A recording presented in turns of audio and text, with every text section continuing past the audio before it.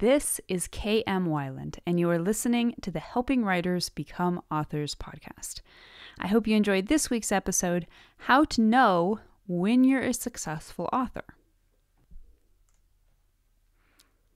How to know when you're a successful author. I suppose almost every writer asks that at some point, and very likely at frequent points. There are multiple ways to define and measure the answer. For many of us, the answer seems to come down to commercial success. And yet, because commercial success is sometimes elusive, this ultimate metric often seems at least vaguely unsatisfactory. Recently, word player Rhonda Denise Johnson emailed me the following thoughts on the topic. If you haven't already, would you be interested in doing an article on how to know when you're a successful author? What is the sine qua non of a professional success? When you land a deal with a big publishing house, so indie authors should count themselves out. When your Aunt Harriet stops asking you when you're going to get a job. To paraphrase, a writer is not without honor except in his own house. I sometimes feel discouraged because I've been disappointed by the quality of writing in one too many so-called bestsellers. It leaves me feeling like excellence doesn't matter in this industry as long as your books sell. What we do when we craft a novel seems too precious to be measured in dollars and cents, like merchandise, vacuum cleaners, and cheeseburgers. How then should an author measure herself, and how does he know when he's made it as an author? Rhonda's email reminded me that I did, in fact, write a post on this topic, which was called How to Tell If Your Book is a Success. And I wrote it at a time when my own career was relatively young and when I was earnestly asking the same questions of myself. My personal take on the subject remains pretty much the same as when I wrote that post. But since it's been 10 years, I decided it might be worth revisiting the topic for myself as well as anyone.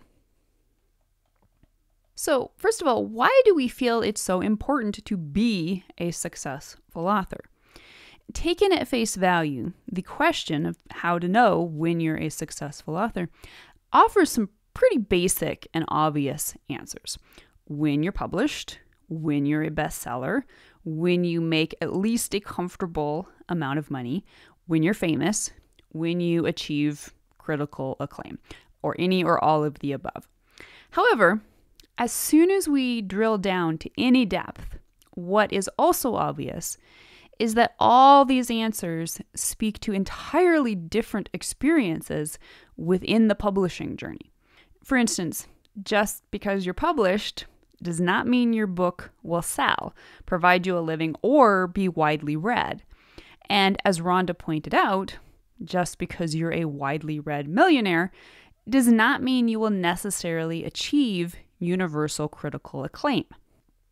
So right away, we can see that perhaps one of the reasons how to know if you're a successful author is such an unceasing question for writers is that there really isn't a solid answer. That said, the one thing that all these answers have in common is that they are pointing to the experience of writing something that finds external validation. At first glance, we might think this simply points to the need for ego gratification. But I think if we go down yet another layer, we find that what writers are really seeking from these forms of external validation is simply a sense that what we're doing has meaning. We all write for many different reasons, but mostly I'd venture that under it all, we write for two reasons. Number one, to share ourselves, and number two, to impact others. Both of those objectives, however unconsciously measured, are foundational to the human's need to feel that who we are and what we do has meaning, that our time in this life matters in some way. But both of these are highly abstract and thus difficult to measure. You may write something that changes my entire life, but you'll probably never know it. In fact, I may not even know it. I may read your words, internalize them unconsciously, and never realize they were the fulcrum on which my future just turned. But it doesn't matter if either one of us fully realizes what just happened. What you wrote, who you are, just mattered. I'd say that makes you a successful author. And yet, you may never know it. And certainly you can't measure it. And so, we usually turn to more concrete measures of success, as defined by whether others are willing to read our work, publish our work, pay us for our work, and praise us for our work. And these are all entirely legit metrics of success, particularly if our abstract motivations are also driving eminently practical goals such as making or supplementing a living. But if we focus our definitions of what it means to be a successful author entirely on practical metrics, it can be easy to discount our true and deeply personal definitions of success.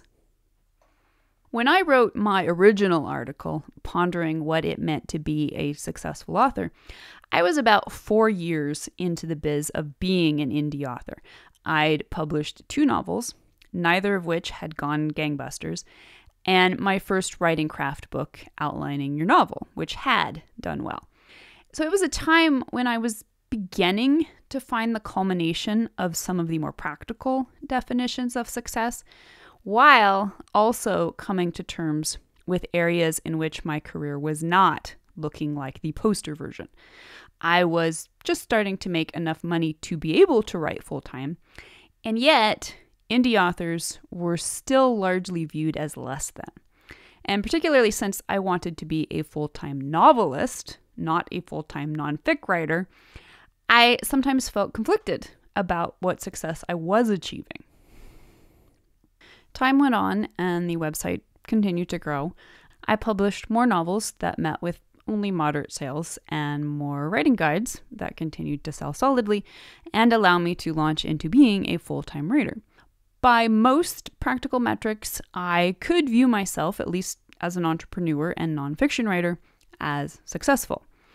I had accomplished many of my goals, and yet the success finish line always seemed out of reach. And I began to realize that continuing to measure my success by outside metrics was a never-ending treadmill. There were always better sales rankings to achieve, a higher income to chase, more awards to seek. Wherever there was, I'd never reach it. There was always more external validation to seek. So, in short, my experience has been that defining success is a slippery thing. Even if you reach the baseline of what popular consensus agrees is successful, this doesn't automatically mean you will have found either personal or perpetual success. So, how do I define a successful author, both for myself and others? Now, certainly, I factor in external metrics. By most agreed upon definitions, success does entail publication and decent sales.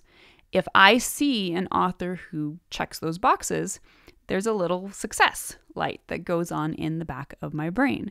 But the light also goes on when I read a little known indie work or an unpublished novel and it's awesome. And the light also goes on when I hear from writers who, by their own definition, have reached success, whether this means finishing a first draft, self-publishing, or even simply writing something for themselves that helped them find personal healing or happiness. In short, I believe the single most important metric in knowing whether or not you're a successful author is first and foremost getting super clear on your definition of success. So why are you writing? Now, it's a question with a multiplicity of answers. But if you can dig down to the root, you'll probably discover the essence of your own definition of success. Most of us write primarily because it scratches a deep down itch. But you are also likely writing because you want external validation. For you, maybe it's enough just hearing that a reader had fun reading your story or was moved by it. Or maybe, for any number of reasons, you want writing to be a lifestyle and you need it to pay for itself.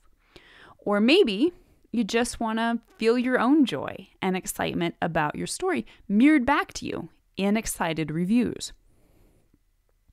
Whatever the case, try to get as specific about your reasons as possible. Then create a personal metric that can act as both your mission statement and your measuring rod as you journey forth to seek success. Most likely, you will find that you have many layers of metrics, and some of which will evolve with you as time passes. Examine not just your own goals, such as finish the first draft, get published, get 10 reviews, sell 1,000 copies, but also how you define other writers as successful. In your view, are only the super famous, such as Stephen King, successful? Are only books about serious topics successful? Are only traditionally published authors successful? There are no wrong answers. There are only your answers. For instance, if you realize you need the stamp of a traditional publisher in order to feel successful, that's probably a sign that, at least at this point, you should steer clear of publishing your book independently. If you realize that you feel a certain dollar sign is your definition of success, then you can distill your goals to help you leverage your marketing. And if your primary reason for writing is simply self-expression, this may help you feel successful even if external validation is lacking. For me, two realizations are paramount in helping me define my own success. And one is that success is a moving target. At one point, selling 1,000 books seems like a success. But after you've reached that, the definition may change into selling 10,000 books, 100,000, even 1,000,000 or more. And second, success is only the point insofar as it offers a reward. And that reward may simply be the sheer practicality of keeping the electricity turned on. Or it may be the need to prove something to yourself, that you can write a book, publish a book, sell a book, share a book that matters to people. When whatever it is ceases to offer personal validation, it can no longer be used as a benchmark. The pitfall to be avoided is identifying ourselves with any one definition of success, and especially if that definition comes from someone other than ourselves. Success, in the end, doesn't matter. It comes and it goes. Only a few of the authors you now see ranking on Amazon will be remembered past their own lifetimes. To use metrics such as sales, reviews, etc., to calibrate our goals is one thing. But to define our identities as successful or unsuccessful based on these things misses the true heart of what it means to live a meaningful life as an author. So I really hope you'll stop by the blog and tell me your opinion about this. What is your metric for how to know when you are a successful author? If you'd like to be part of the Word Player community over on my site and join in the conversation on this subject, be sure to stop by the site at helpingwritersbecomeauthors.com. You can always find a transcript of the most recent podcast and add your voice to the discussion by visiting the first post on the site's homepage. And don't forget that if you're looking for an older post, you can always find those by putting the podcast title in the search field at the top of the right-hand column. If you enjoyed this podcast, you can subscribe on Apple Podcast, Spotify, and Amazon Music, or whatever your favorite podcast platform may be. And if you'd like to do something to support helping writers become authors, it always means a ton if you're able to leave just a quick rating or review on your site of choice. Also, many thanks to those who support my work on Patreon. Your patronage helps make helping writers become authors and its many resources available to writers everywhere. If you're interested in becoming a patron, you can find out more at patreon.com/KMWeiland. Thank you so much for listening to the Helping Writers Become Authors podcast, and be sure to check back again next week.